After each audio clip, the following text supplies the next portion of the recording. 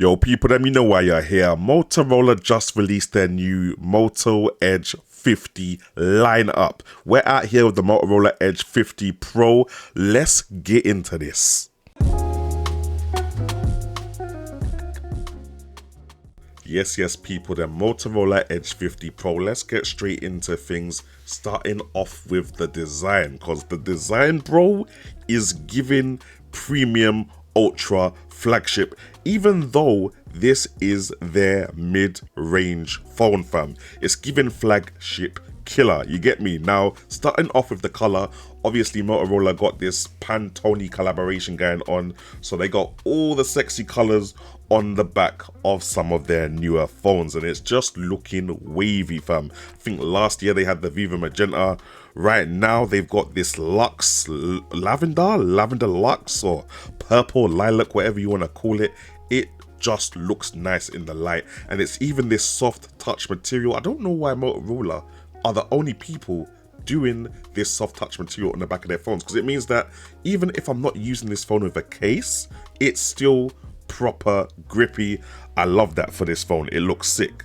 Now let's go on to specs, because what Motorola are giving for a phone at this price point is, for me, frankly ridiculous. Yeah, for the CPU processor thing, you're getting Snapdragon 7 Gen 3, 12 gigabytes of RAM minimum. And sit down for what I'm about to tell you next, because for the storage on this mid-range phone, $599 in the UK, you're getting 512 gigabytes of storage. Now, it is UFS 2.2 speed, so it isn't the fastest storage, but 512 gigabytes of storage minimum at a phone in this price bracket is ridiculous. I don't know any other flagship phone where it gives you 512 gigabytes of storage minimum for your videos, for your photos. This is the content creator phone. You know how many content creators come to me on a regular basis like, Jamo,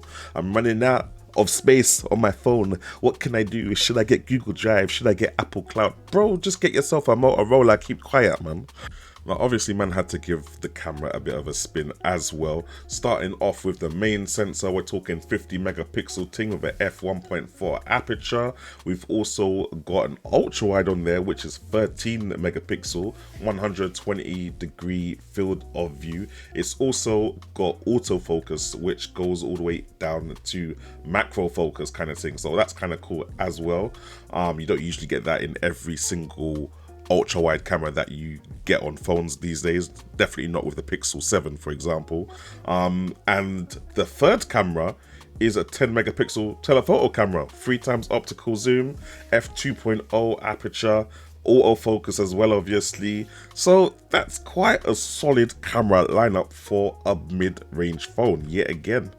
Now, moving on to video, which is obviously an area I'm highly invested in as a content creator, you're getting a maximum of 4K 30 on both the rear and front facing cameras.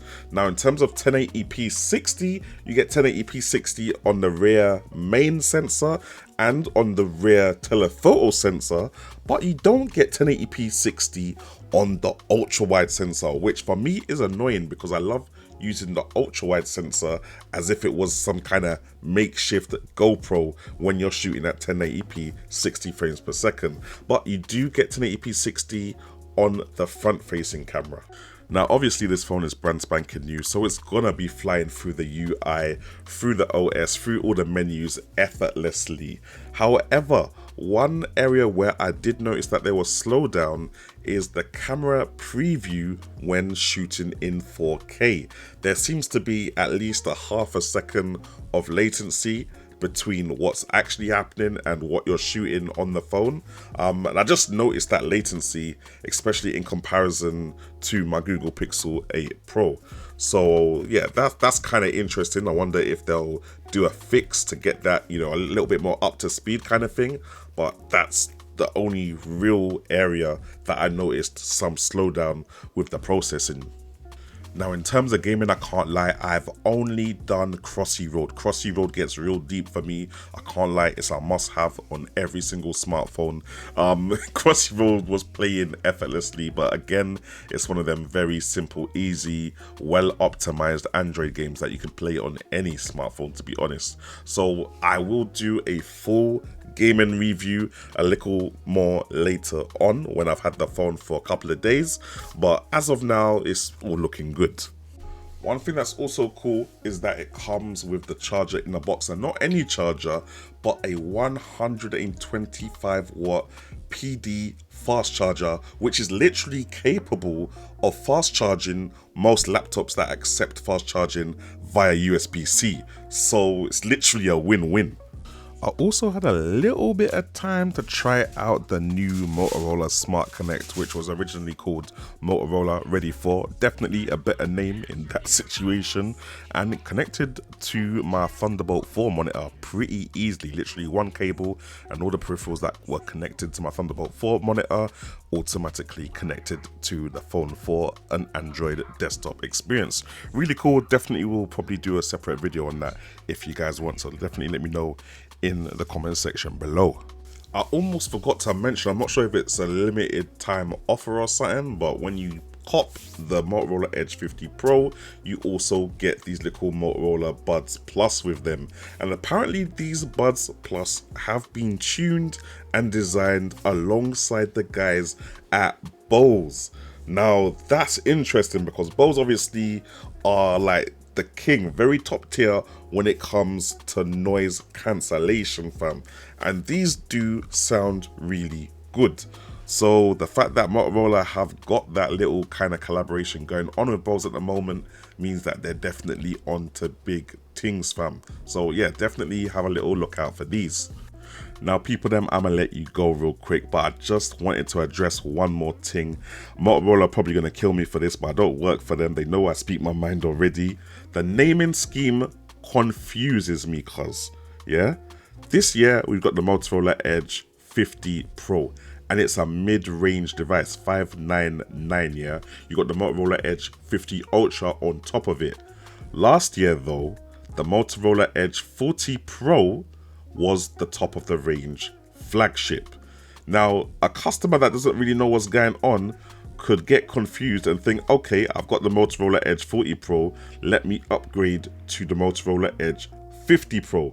But that would actually be an upgrade considering the specs of each device. Just to name a few, the camera, as I said, goes up to 4K 30 in the Edge 50 Pro, and the camera in the Motorola Edge 40 Pro goes up to 4K 60, even goes up to 8K. So I don't know, Motorola need to sort out their naming scheme. I'm not sure how the Edge Pro's range went down to mid-range, and now the Edge Ultra is back on top as the flagship. I don't know, they're doing something mad there, but I think it could be potentially a little bit confusing to customers. I just wanted to make you guys aware of what the situation is. Yeah, if this review helped, let me know in the comment section below, and make sure you stay tuned for the full review when I've used this for a couple of weeks. I think I might do a little 3-day later. We'll see how much time I got in it. All right, man's out.